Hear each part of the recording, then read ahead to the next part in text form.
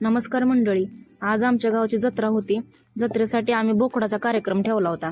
त्या कार्यक्रमासाठी आज दिवस त्यातच गेलाय आमचा। सकाळपासून देवाला जाणे, बोकड कापणे, पाहुणे रावळे हे सगळं बघण्यात आमचा अख्खा दिवस निघून गेलाय।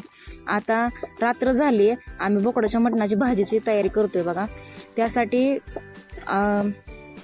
अगोदर कांदे 10-15 कांदे मी एकदम बारीक चिरून भाजून बारीक करून घेतलेत। आता मी कशी भाजी बनवते त्याची थोडीशी छोटी रेसिपी तुमच्यासोबत शेअर करते। बोकडाचा कार्यक्रम म्हणल्यानंतर 60-70 लोकांचं आम्हाला जेवण बनवायचं होतं। त्यासाठी आम्ही एवढा मोठा मसाला पण भरपूर आम्हाला बनवावा लागणार होता। त्यासाठी बघा मी अगोदर कांदे भाजून बारीक केलं, तर त्यानंतर आलं आणि कोथिंबीर बारीक केलेली, त्यातच मसाला टाकून घेतली, तेल टाकून घेतले।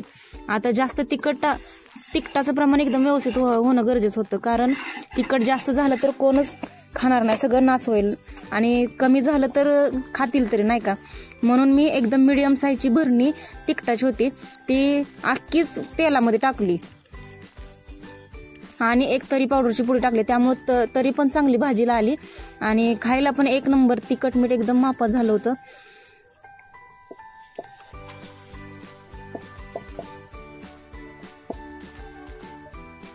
मसाला सगळा व्यवस्थित मी भाजून घेतलाय।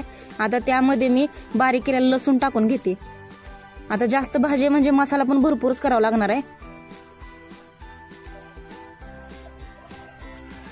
आता तेल वतून तर किती वतणार नाही का, म्हणून मी काय केलं, मिठाचा रस्सा बोकडाचं मटण ज्या शिजवून घेतलं होतं त्याचा तरंगच मी वतत त्यात मसाला भाजून घेतला।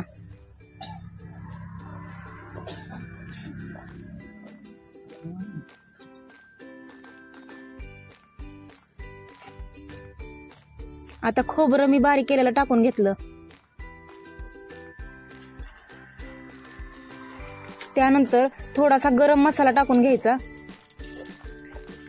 एक्स्ट्राचा मसाला न वापरता फक्त घरकुल पुड्या मी 4 ते 5 पुड्या टाकून घेतल्या होत्या, आणि भाजलेलं डाळ, भाजलेलं तीळ मी बारीक करून घेतलं होतं, ज्यामुळे आमची होणारी भाजी थोडीशी मिळून येईल, घट्ट होईल। तीळ टाकून घेतलं, आता डाळ टाकून घेते।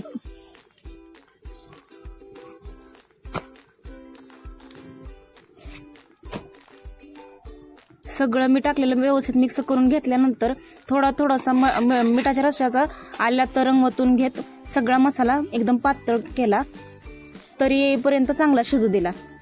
आमचं तेल सुटेपर्यंत त्याला चांगला शिजल्यानंतर आम्ही अगोदरच बोकडाचं मटण सगळं शिजवून घेतलं होतं, ते आम्ही साईडला काढून घेतलं होतं पाटीमध्ये, आणि हा मसाला केलेला आम्ही रश्श्यात ओतून देणार होतो।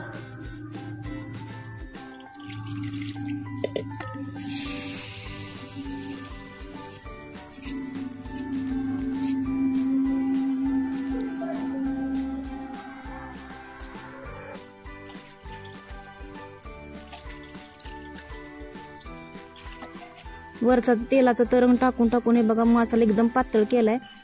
आता राहिलेल्या सगळ्या मसाल्याच्या पुड्या त्यात मी फेकून दिल्या, वरून केसरी मेथी टाकून दिली, त्यामुळे काय होतं, भाजीला एकदम चव पण चांगली लागते आणि स्मेल चांगला येतो। बसलेले शेजारी सगळे लोक वास खूप छान येतोय मसाल्याचं म्हणायला लागलेत बघा।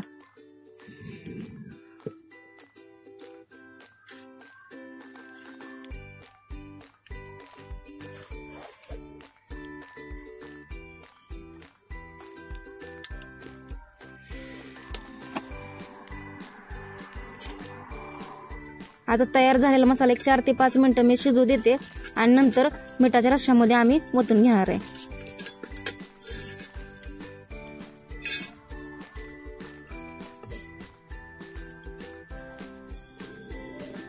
हे बघा तयार झालेला मसाला आम्ही टाकून घेतला सगळा त्या भाजीमध्ये, आणि पुन्हा तेच पातेलं पुन्हा अजून खमळून थोडंसं ओतून घेतलं, आणि वरून बारीक चिरलेली कोथिंबीर टाकून घेतली, तरी बघा कसली भारी आली भाजीला।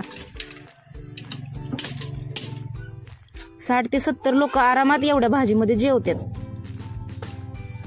आता आम्ही सुक्क मटण पण थोडंसं फ्राय करायचं ठरवलं होतं, पण जास्त मसाला न वापरता थोड्याच मसाल्यामध्ये आम्ही फ्राय केलं होतं।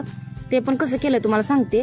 आम्ही ज्या पातेल्यात मसाला बनवला होता त्याच पातेल्यात थोडंसं तेल ओतलं, त्या तेलात तरी पावडर थोडी टाकली आणि थोडंसं खोबरं आणि मसाल्याच्या 2 पुड्या टाकून घेतल्या।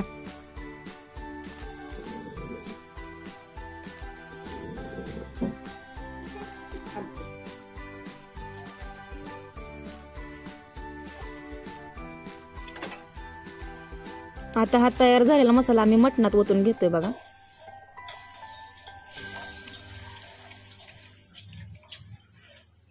मटणाला सगळ्या व्यवस्थित हलवून घेतो आणि त्यानंतर त्याच पातेल्यामध्ये सगळं मटण काढून अजून एक 2-3 मिनटं गरम करून घेतो आणि त्याला कोथिंबीर टाकून घेतो फ्राय करून. एकदम भारी झालं. मग किती पण लोक जेवण करू शकतात एवढ्या भाजीत. अशी आमची गावची जत्रा झाली. तुमच्याकडे पण अशा जत्रा होत असतील तर कमेंटमध्ये सांगा आणि चॅनलला नवीन असाल तर सबस्क्राईब करा, लाईक करा, कमेंट करा.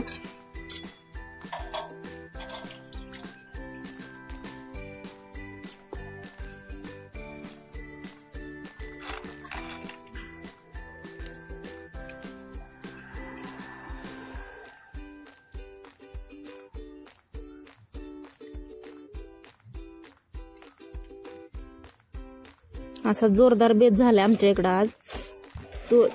तुमच्याकडे पण होत असेल तर नक्की सांगा. अशाच या जत्रा होत असतील, यात्रा होत असतील तर.